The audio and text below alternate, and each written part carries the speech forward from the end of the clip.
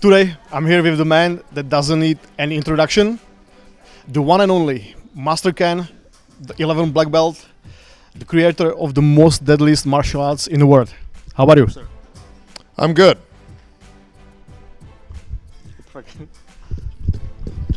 For the regular folks out there, what's Ameri-Do-Te? And how many people died or at least lost the dignity while trying your style? Ameri-Do-Te takes the best parts of every other martial art in the world with none of the weaknesses. Why we like to say best of all, worst of none. It's an amalgam, a Frankenstein, a edamame, if you will, of a variety of moves from other styles. What we do is we take the stuff that works and we discard the rest. And as far as people who have died practicing our style, none, because once you learn Ameri-Do-Te, you're unbeatable. As far as how many people died in us practicing in the street on other people, my lawyer has advised that I do not answer that question.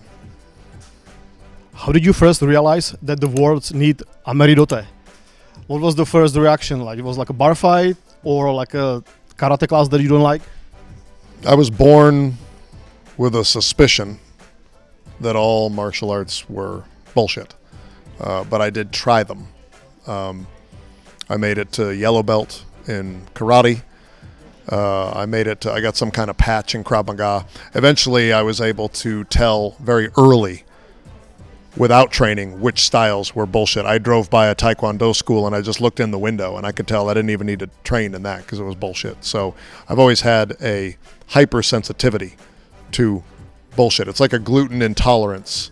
I don't know if there is actual bullshit gluten. Like I don't know if there's gluten in bullshit. I think it depends on the diet of the bull. But I've always been able to zero in on that very quickly. Every martial arts has a weakness. Does Ameri-Do-Te has any weakness, or this is banned question? Ameri-Do-Te's only weakness is probably financial. Costs a lot of time and money to train this way. So any of you who want to help support Ameri-Do-Te, just send my PayPal is enterthedojo@gmail.com, and you can send money there, and just know that whatever you send is going to get spent immediately on Ameri-Do-Te.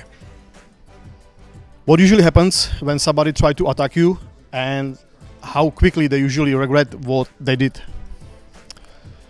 What usually happens when someone attacks me is that they lose. And by usually, I mean forever, always.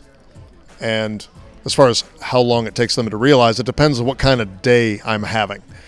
There are days when I'm in a hurry, when I'm out there running errands and I have classes to teach. I'm going to dispense with an attacker very, very quickly, in milliseconds in that case, just because I have other things to do. If I'm attacked on my day off, I'll take my time. You know, I'll do a little bit of torture.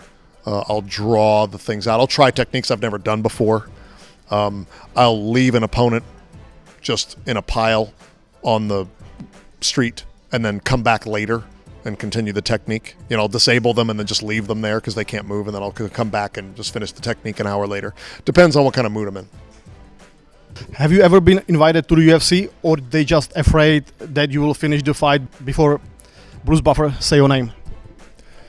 I've never officially been invited to UFC, and I think it's because once people see my style defeat everybody so quickly, they'll go out of business. So that's just them protecting their business model, which I respect. Would you ever coach a UFC fighter? Do you think it will be unfair to the other fighters? Well, it'll definitely be unfair if I were to coach other fighters in the UFC. But give me a call. Like, we can negotiate. Perfect. UFC. Some say that UFC is the highest level of fighting. How do you compare to Ameri-Do-Te? Or is the other style just the warm-up for the real combat? Well, yeah, that's like saying ice skating is the height of the Olympics. You know, it doesn't even really compare. I would say that UFC is a game. You know, and if you want to play games, that's fine. Go play games. Win belts. You want to fight in the street? You know where to find me. Have you seen Jiri Prochazka fight? And as he knows for his samurai spirit, do you think that he will survive like a one round in training with Ameri-Do-Te? I have seen him fight. Has some talent, has some grit. He wouldn't last very long with me, but if he wants to learn how to actually fight, we can work on that. He will have to be disqualified. The moves that I teach are not legal in UFC, but if he does them in competition, he will be remembered forever, all the way to prison. If Jiri Procházka asks you to train him, what will be the first thing that you do? Like his philosophy, his fighting style, his samurai spirit, or you will change his haircut? Probably figuring out how to weaponize the haircut. How do we do that?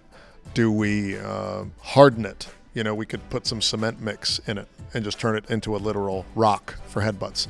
Do we put blades in the hair so that you can slash and stab? Do we cut it off and have him hide it in his hands so that when he's close to an opponent, he can shove it in their mouth and make them choke on the hair? These are the types of questions that Ameri-Do-Te asks and answers. And last of all, his opponent, Alex Pereira. What do you think about Alex Pereira punching power?